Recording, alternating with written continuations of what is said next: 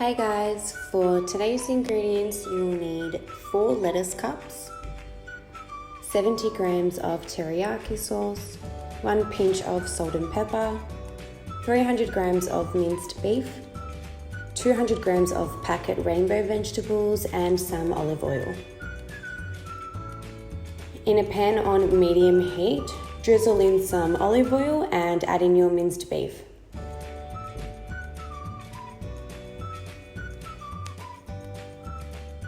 Crush it down to separate the meat.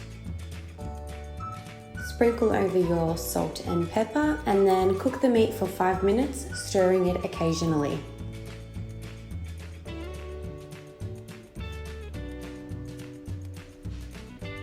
Then add in your teriyaki sauce and rainbow vegetables and mix it all together.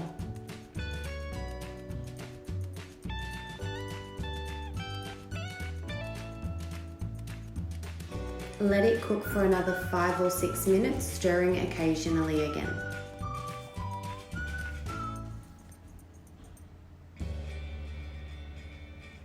By now, your meat will be cooked and your vegetables will be soft, so all you need to do is fill in your lettuce cups and then you're done.